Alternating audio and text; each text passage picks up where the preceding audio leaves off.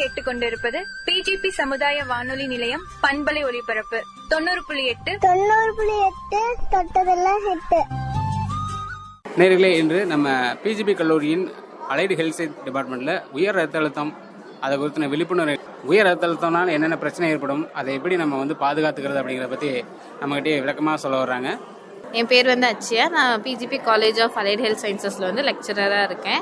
ஓடிஏடி class எடுத்துகிட்ருக்கேன். பிஏக்கு CCTV எல்லாத்துக்கும் எடுத்துகிட்ருக்கோம். இன்றைக்கி நம்ம காலேஜில் ஹைப்பர் டென்ஷன் டே செலிப்ரேட் பண்ணாங்க. அது டே செலிப்ரேட் பண்ணுறதோட ஒரு அவேர்னஸ் ப்ரோக்ராமாக நம்ம க்ரியேட் பண்ணாங்க. ஸோ 2 ஃபார்மசி அண்ட் அலைட் சேர்ந்து இதை கண்டக்ட் பண்ணியிருக்காங்க. ஆக்சுவலி ஹைப்பர் டென்ஷன் அப்படின்னா என்னென்னா, நம்ம தமிழில் நமக்கு புரியுற மாதிரி சொன்னால் அதிக ரத்த அழுத்தம் இருக்கிறதா ஹைப்பர் டென்ஷன் சொல்லுவாங்க. இது யாருக்கு இவங்களுக்கு தான் வரும், இந்த ஏஜுக்கு தான் வரும், அந்த ஏஜுக்கு தான் வரும்னு சொல்ல முடியாது. ஒரு காலகட்டத்தில் 40 வயசுக்கு மேலே இருக்கவங்க தான் இது வந்துட்டு இருந்துச்சு. பட் இப்போ நம்ம சாப்பிட்ற அந்த ஃபுட் மெட்டீரியல்ஸ், ஃபுட்டு நம்ம எடுத்துக்கிற ஃபாஸ்ட் ஃபுட்டோ இல்லை நம்ம எடுத்துக்கிற ஆர்டிஃபிஷியல் ஃபுட் எல்லாமே கலர்ஸ் அதெல்லாம் சேர்ந்து டியூரிங் 18 யங் ஏஜில் இருக்கவங்களுக்கே ஹைப்பர் டென்ஷன் வரதுக்கான சான்சஸ் இருக்குது. பிளட் ப்ரெஷர்னால ஒன்லி ஹைப்பர் டென்ஷன் தான் வரும், அதிக ரத்த அழுத்தம் மட்டும்தான் வரும் அப்படின்னு பார்த்தா அப்படி கிடையாது.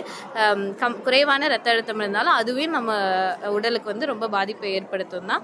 அதிக ரத்த அழுத்தம் அப்படின்னா என்னன்னா, நார்மலாக ஒரு பிளட் ப்ரெஷருங்கிறது எவ்வளோ இருக்கணும்னா 120/80 அப்படின்னு சொல்லி நாங்கள் மெடிக்கல் டேர்மில் mmHg மில்லிமீட்டர் பெர் மெர்க்குரி அப்படின்னு சொல்லி நாங்கள் சொல்லுவோம். இதுக்கு கம்மியாக இருந்துச்சுன்னா அது நாங்கள் ஹைப்போ டென்ஷனுங்கிற டேர்மில் மென்ஷன் பண்ணுவோம். அதிகமாக இருந்துச்சுன்னா ஹைப்பர் டென்ஷன் அப்படின்னு சொல்லுவோம். ஹைப்பர் டென்ஷனுங்கிறது எப்படின்னா, அப்போ 120னா கண்டிப்பாக எல்லாத்துக்கும் 120/80 தான் இருக்கணுமா அப்படின்னா அப்படி கிடையாது. ஒரு 120லேருந்து 130 வரைக்கும் இருக்கிறது எல்லாமே நம்ம நார்மலாக, 110லேருந்து ஒரு 130 வரைக்கும் சிஸ்டாலிக்குன்னு சொல்லுவோம். டயஸ்டாலிக்கில் ஒரு 70 to 90 இருக்கிறது நார்மல் சொல்லலாம். அப்போ அதுக்கு மேலே இருக்கவங்கள தான் நம்ம என்னன்னு சொல்லுவோம் அப்படின்னா ஹைப்பர் டென்ஷனோ இல்லை அது கம்மியாக இருக்கவங்க ஹைப்போ டென்ஷன் சொல்லுவாங்க. ஹைப்பர் டென்ஷனுக்கான சிம்டம்ஸ் என்னன்னு பார்த்தோம் அப்படின்னா, ரொம்ப படபடப்பாக இருக்கும், ஸ்வெட் ஆகும். இதெல்லாம் நார்மலாக டே டு டே லைஃப்பில் நம்ம பேரண்ட்ஸ்க்கு நம்ம பார்த்துட்ருப்போம். அந்த மாதிரி இருக்கிறது எல்லாமே சிம்டம்ஸ் ஆஃப் ஹைப்பர் டென்ஷன் சொல்லுவாங்க. ஹைப்போ டென்ஷன் என்ன அப்படின்னா, திடீர்னு மயங்கி விழுவாங்க. ஒரு இடத்துல உட்காந்து அவங்க எந்திரிக்கும் போது அவங்களால எந்திரிக்க முடியாது. அப்போது ரொம்ப ப்ரெஷர் கம்மியாக இருக்கும், ஒரு அவங்களுக்கு ஒரு ஸ்டாமினாவே இல்லாமல் இருக்கும். அதெல்லாம் அது ஹைப்போ டென்ஷனோட சிம்டம்ஸ் அப்படின்னு சொல்லுவாங்க.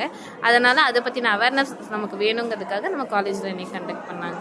ரொம்ப அருமையாக சொன்னீங்க மேடம். உயர் ரத்த அழுத்தம்னா என்ன, அது எந்த வயசினருக்குலாம் ஏற்படும், அதனோட பாதிப்பு என்னென்னு. உயர் ரத்த அழுத்தம் ஏற்படுறதுக்கான முக்கிய காரணம் இதுதாங்க. இதெல்லாம் நம்ம குறைச்சிக்கலாம்.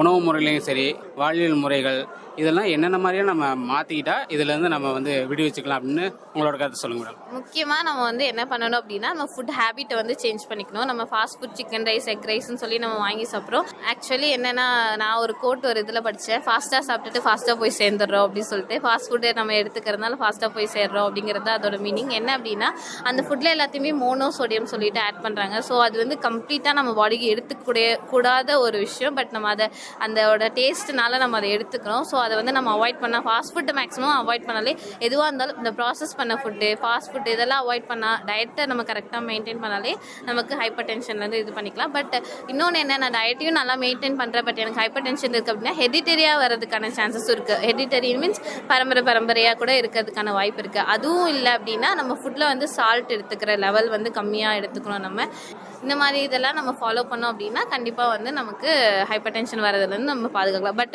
முக்கியமானது என்னென்னா, நமக்கு ஃபிசிக்கல் எக்ஸசைஸ் இருக்கணும், ஃபிசிக்கல் இன்ஆக்டிவிட்டியாக இருக்கக்கூடாது, ஆக்டிவாக இருக்கணும். நம்ம பர் டேக்கு ஒரு 5000 ஸ்டெப்ஸாவது நம்ம நடந்திருக்கணும், 5000 ஸ்டெப்ஸ் நடந்திருக்கணும். ஸோ அதனால என்ன ஆகும்னா, நம்ம இன்டர்னல் ஆர்கன்லாம் ப்ராப்பராக ஒர்க் ஆகி, ஆக்சுவலி பிபிங்கிறது completely related to cardiac, heart related தான். ஸோ ஹார்ட் நல்லா இருக்கணும் அப்படின்னா நம்ம ஃபிசிக்கல் ஆக்டிவிட்டி நல்லா இருந்துச்சுன்னா கண்டிப்பாக அது நல்லாயிருக்கும். ஸோ நம்ம என்கேஜாக ஒரே இடத்துல உட்காந்து வேலை செய்யாமல், ஒரே இடத்துல உட்காந்து ஃபோனை நோண்டாமல் கொஞ்சம் நேரம் நமக்கான ஸ்பேஸ் கொடுத்து நம்ம ஹெல்த்தை நம்ம கான்சன்ட்ரேட் பண்ணோம்னா பிபிலேருந்து நம்ம இதாகலாம். ரொம்ப அருமையாக சொன்னீங்க மேடம். அதாவது உடற்பயிற்சி, நடைப்பயிற்சி இதெல்லாம் பண்ணிட்டோம்னா நம்ம உயர் ரத்த அழுத்தத்துலேருந்து பாதுகாப்புன்னு சொல்லுவீங்க. அந்த நடைப்பயிற்சி செய்கிறதுக்கு எப்போ செய்யணும் மேடம்? ஏன்னா சிலருக்கு அவங்களோட வேலையின் காரணமாக வெவ்வேறு சூழ்நிலையில் இருப்பாங்க. அந்த நடைப்பயிற்சி அதை எந்த டைமில் செய்யணும், எப்படி செய்யணும், அதை மட்டும் சொல்லுங்க மேடம். நம்ம மார்னிங் எழுந்தோடனே நம்ம ஃபிசிக்கலுக்கு ஏன்னா நம்ம இன்டர்னல் ஆர்கன் நம்ம ஒரு 8 hours தூங்குறோம் அப்படின்னா, இப்போ யாரும் 8 hours தூங்குறது இல்லை, ஒரு 6 hours 7 hours தான் தூங்குறாங்க. 7 to 8 hours தூங்கணும். அப்படி தூங்கி எழுந்தோடனே நம்ம இன்டர்னல் ஆர்கன்ஸ் எல்லாம் ரெஸ்ட்டில் இருக்கும். கொஞ்சமாக தான் அது ஒர்க்கை ஸ்டார்ட் பண்ணணும். அப்போது நம்ம அது கூட சேர்ந்து நம்மளும் நடக்க ஆரம்பித்தோம் அப்படின்னா, மார்னிங் ஒரு 6 o'clock நம்ம எழுந்துச்சு நடக்க ஆரம்பிச்சோம், ஒரு ½ hour நடந்தால் கூட, ½ hour 45 minutes நடக்க ஆரம்பிச்சோன்னா கூட நமக்கு அது டெய்லி ஒரு ரெகுலாரிட்டி ஆகிடுச்சு அப்படின்னா நம்மளே அதை மிஸ் பண்ண மாட்டோம். ஸோ ஏர்லி மார்னிங் பண்ணுறது ரொம்ப நல்லது. பட் நமக்கு இப்போ இருக்கிற வேலை பழுவில் வந்து நம்ம மிஸ் பண்ணுறதுக்கான சான்சஸ் இருக்குது. ஸோ ஈவினிங் வாக் கூட பெஸ்ட்டு தான். பட் பிஃபோர் ஹேவிங் ஃபுட்டுங்கிறது இன்னும் பெஸ்ட்டு. நம்ம உணவுக்கு முன்னாடி நம்ம பயிற்சிகளை செய்யணும் அப்படின்னு சொல்கிறீங்க மேடம். இப்போ ரொம்ப யங் ஏஜில் வர்றதுக்கான காரணம் வந்து உணவு முறைகள், அவங்க வந்து ஃபாஸ்ட் ஃபுட் அதிகமாக எடுத்துக்கிறாங்கன்னு சொல்கிறாங்க. அதே மாதிரி பரம்பரையாக எனக்கு வந்துகிட்டே இருக்கு இல்லைங்களா, அவங்க வந்து என்ன மாதிரி முன்னெச்சரிக்கை நடவடிக்கை எடுக்கணும் மேடம்? இப்போ எங்கள் அப்பாவுக்கு இருக்குது, எங்கள் அம்மாவுக்கு இருக்குது அப்படின்னா அடுத்து அவங்க குழந்தைங்களுக்கு வரக்கூடிய வாய்ப்பு இருக்குது இல்லைங்களா, அது வந்து நம்ம என்ன தான் நம்ம உணவை கட்டுப்பாடு பண்ணாலும் இப்போ பயிற்சி எடுத்துட்டாலும் வரக்கூடிய வாய்ப்பு அதிகமாக இருக்குது.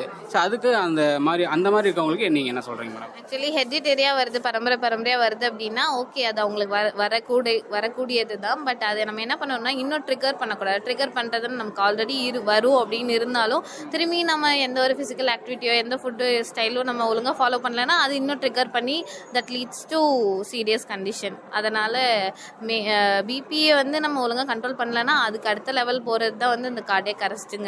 ஸோ நம்ம ஹெரிடிட்டரியாக வருது அப்படின்னா நமக்கு ஆல்ரெடி இப்போ வந்து நார்மலாக இருக்கவங்களுக்கு கூட எப்போ வரும் ஏது வரும்னு தெரியாது. ஹெரிடிட்டரியாக இருக்கவங்களுக்கு நமக்கு எப்படி வரும் அப்படின்னு நமக்கு ஒரு ப்ரிகாஷன் இருக்கும். ஸோ அதை வச்சு நமக்கு ப்ராப்பராக எல்லாத்தையும் மெயின்டைன் பண்ணோம்னா நமக்கு நல்லபடியாக இருந்துக்கலாம். ரொம்ப அருமையாக சொன்னீங்க மேடம். உயர் ரத்த அழுத்தம்னா என்ன, அது யாருக்கு வரும், அதை தடுக்கிறதுக்கான வழிமுறைகள் என்ன, என்னென்ன பயிற்சிகள் செய்யணும், எந்த மாதிரியான உணவுகள் எடுத்துக்கணும், பரம்பரை வரவங்களுக்கு வந்து அதை தடுக்கிறதுக்கு என்னென்ன வழி பின்பற்றணும் அப்படின்னு நீங்கள் இந்த நிகழ்ச்சியில் நேயர்களுக்காக பகிர்ந்துட்டீங்க. ரொம்ப நன்றிங்க மேடம். ரொம்ப நன்றி சார், என்னை வந்து ஓப்பன் அப் பண்ண வச்சதுக்கு. ஒரு ஃபன் ஃபேக்ட் மட்டும் சொல்லிக்கிறேன். நம்மளோட ஹியூமன் ஆன் த எர்த், நம்ம எர்த்தில் வந்து எந்த அனிமலுக்கு, நம்மளும் ஒரு ஒன் ஆஃப் தி அனிமல் தான். ஸோ எந்த அனிமலுக்கு வந்து இருக்கிறதுலே பிளட் ப்ரெஷர் அதிகமாக இருக்கும் அப்படின்னா ஜிராஃபி அப்படிங்கிற உயிரினத்துக்கு தான் வந்து. இப்போ நமக்கு 120/80 சொல்கிறோம், அதுக்கு பார்த்தோன்னா அதோட நார்மல் லெவலே 200 above இருக்கும். நார்மலாக இருக்கிறதே 200 இருக்கும். பட் மற்ற அனிமல்ஸ்க்கு அப்படி இருக்காது. ஸோ இதை நீங்கள் இன்றைக்கி ஒரு நாள் தெரிஞ்சுக்கிறதுக்கான ஒரு ஜிகேவாக நீங்கள் வச்சுக்கோங்க. தேங்க்ஸ் சார், என்னை வந்து இது பண்ணதுக்கு. ஓகே மேடம், நன்றிங்க மேடம்.